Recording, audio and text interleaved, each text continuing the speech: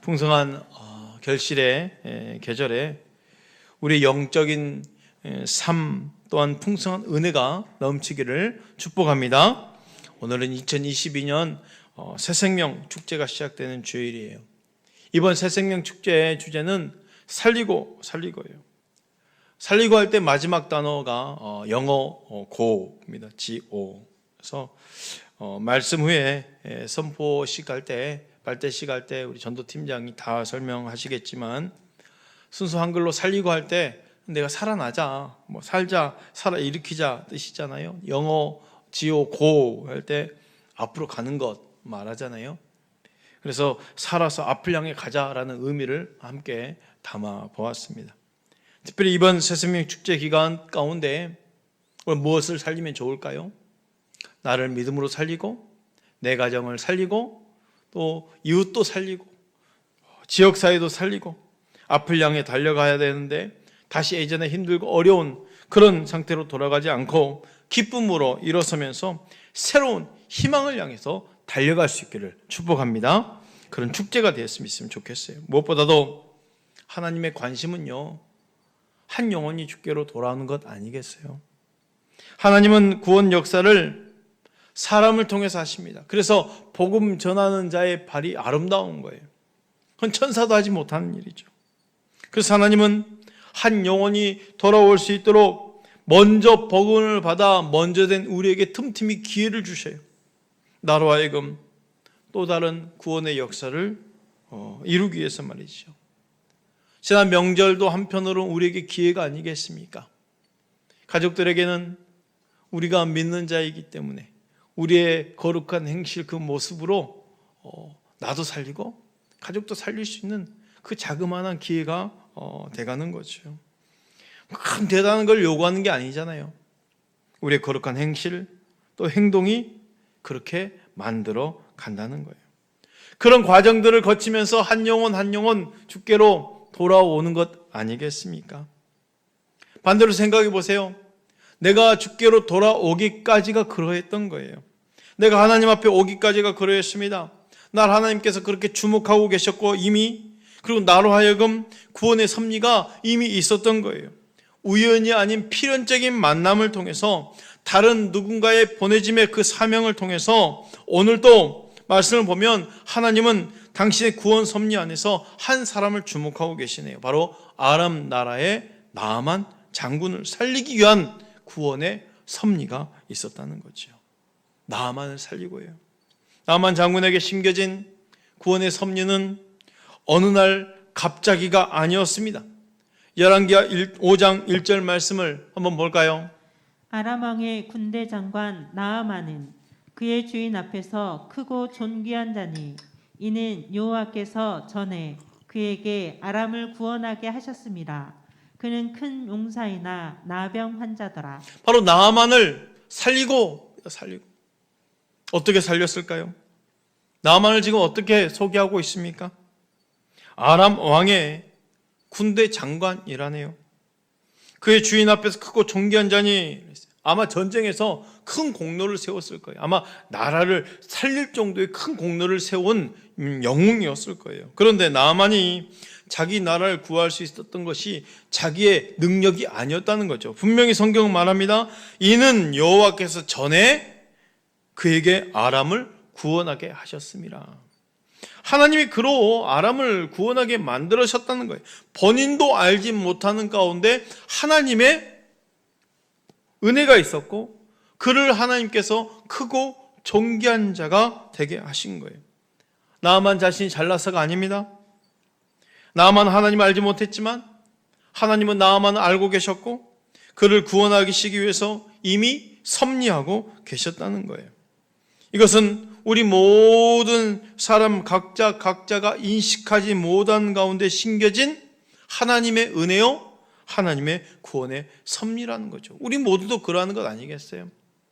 내가 하나님 알지 못했을 때에 어느 날 갑자기 교회 가야지 해서 된 게 아니고 이미 이전부터 나를 기억하시고 알고 계셨고 구원하시기 위해서 하나님의 그 섭리가 있었다는 거예요. 그러니까 하나님의 은혜죠. 하나님의 구원의 섭리죠. 그게 놀라운 거예요. 나아만 생애에 하나님이 개입하고 계셨다는 거예요. 나아만으로 말미암아 하나님께서 은혜 주셔서 크고 존귀한 자 만들어 주셨다는 거예요. 결국은 하나님께서 이 나아만 장군을 구원하기로 작정하셨다는 거예요. 이방 나라의 장군인 이 사람도 하나님의 택한 백성이었다는 것입니다. 그런데요, 그에 대해서 알려주는 아주 결정적인 표현 하나가 있습니다. 그는 큰 용사이나 나병 환자더라 했어요. 한 나라의 군대 장관으로서 자기 나라를 구한 지금은 자신의 몸이 망가져서 죽어가는 불치병이 걸린 불쌍한 사람이었던 것입니다. 나아만은 이 질병 앞에서 아무것도 할 수 없었습니다. 사실 우리 모든 사람에게 해당되는 이 나아만과 같은 상황 아니겠습니까? 모든 것 가졌지만 결국은 죽을 수밖에 없는 인생인 거죠. 모든 인생은 삶과 죽음의 생명의 문제를 안고 있어요. 다만 예수를 믿는 자와 믿지 않는 자가 다른 점이 있어요. 예수를 믿지 않는 사람은 보이는 이 땅의 삶이 전부이기에 이 삶 이후에 있을 영원한 고통, 그 죽음을 향해서 가고 있는 것이요. 하지만 예수를 믿는 사람은 예수님께서는 나를 위해 모든 사망 권세를 깨뜨리시고 부활하셨기에 우리 인생은 예수 안에서 영생을 향해 달려가는 것입니다. 그러므로 예수가 없는 인생은 이 땅에서 모든 건 누린다 할지라도 결국은 사망과 죽음에 매어 있는 영적 나병 환자라는 것이죠. 그런데 여러분, 문제 앞에서 아무것도 할 수 없다 하면 그것이 곧 복인 거예요. 왜 그럴까요? 내가 아무것도 할 수 없습니다 했을 때 누구를 찾게 되는 거예요? 오직 하나님만 찾게 되니까. 내가 아무것도 할 수 없을 때가 복이라는 거예요. 근데 주의할 점이 있어요. 알아야 할 것은 모든 문제가 복은 아니라는 거죠. 그 문제로 인해서 하나님을 만날 수 있다라면 그것이 복인 것입니다. 그러니 여러분, 문제 앞에서 꼭 하나님을 만나시길 바랍니다. 내가 할 수 없는 일이 생기거든 오직 하나님만 붙드시길 바랍니다. 그것이 곧 복인 거예요. 하나님은 나아만을 살리기 위해서 작은 여자아이를 보내셨네요. 보냄을 받은 우리도 살아야 할 이유가 바로 여기에 있습니다. 한 영혼을 살리기 위해 작은 여자아이를 살리셨네요. 하나님은 나아만에게는 그 인생의 문제가 복이 될 수 있도록 그를 구원하시기 위해서 한 작은 여자아이를 준비하셨어요. 뒤에 말씀을 볼까요? 열왕기하 5장 2절 말씀입니다. 전에 아람 사람이 떼를 지어 나가서 이스라엘 땅에서 어린 소녀 하나를 사로잡음에 그가 나아만의 아내에게 수종들더니 3절까지 읽어볼까요? 그의 여주인에게 이르되 우리 주인이 사마리아에 계신 선지자 앞에 계셨으면 좋겠나이다. 그가 그 나병을 고치리이다 하는지라 그랬어요. 나아만이 전에 이스라엘과 전쟁 중에 한 작은 여자아이를 하녀로 부리기 위해서 집으로 데려왔는데 하나님은 그 작은 여자아이의 입을 통해서 나아만에게 구원의 기회를 주신 거예요.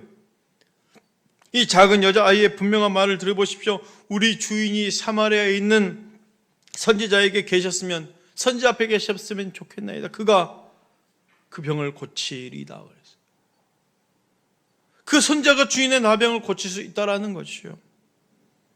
참 놀라운 상황은 이 여자아이의 말을 통해서, 이 여자의 아주 작은 말 한마디를 통해서 나아만의 구원의 역사가 시작됐다라는 거예요. 이 작은 말 한마디가 나아만 장군을 움직였고 결국 아람 나라의 왕까지 들려졌다는 거지요. 전도라는 게요, 좀 대단한 지식이 있어야 되고 성경을 다 알아야 되고 복음 제시를 할 수 있어야 되고 그런 게 아니라는 거죠. 진심을 담은, 상대방을 향한 그 진심을 담은 작은 말 한마디가 전도의 시작이라는 거예요. 이 여인이, 이 작은 여자가 노예로 끌려온 거잖아요. 그런데 자신의 그 주인을 보면서 불쌍히 여기는 마음이 생긴 거예요. 긍휼히 여기는 마음이 생긴 거예요. 오늘 새벽 말씀은 오병이어 말씀 가지고 나눴어요. 한 주간 구역 공과가 오병이어 말씀이잖아요. 이 말씀 가운데 저는 오늘 아침에 감동이 된 게 그거예요. 우리 예수님이 그 빈들에 모여있는 그 수많은 사람들을 보면서 불쌍히 여겼다라는 거예요. 궁리를 여겼다는 거예요. 제자들은 빨리 피곤해서 쉬고 싶고 다 해산해서 보내고 싶은데 예수님은 불쌍히 여기는 마음이 생겼다는 거죠. 이 작은 여자아이가 자기 주인을 보면서 불쌍히 여겼다는 거예요. 그 작은 말 한마디가 움직였다는 거죠. 아람 나라 왕이 이제 명령하네요. 열왕기하 5장 5절 6절 말씀 볼까요?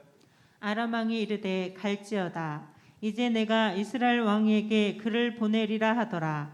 나아만이 곧 떠날새 은 10달란트와 금 6,000개와 의복 10벌을 가지고 가서 이스라엘 왕에게 그 글을 전하니 일러스되 내가 내 신하 나아만을 당신에게 보내오니 이 글이 당신에게 이르거든 당신은 그의 나병을 고쳐주소서 하였더라. 이렇게 포로로 잡혀 노예로 살아가고 있는 한 소녀를 통해서 그 작은 말 한마디가 엄청난 역사가 시작이 된 거라는 거예요. 여기서 이런 생각을 해봅니다. 만약 이 어린 소녀가 자기의 주인에게 이런 말을 하지 않았더라면, 나아만에게 이런 말을 하지 않았더라면 어떻게 되었을까?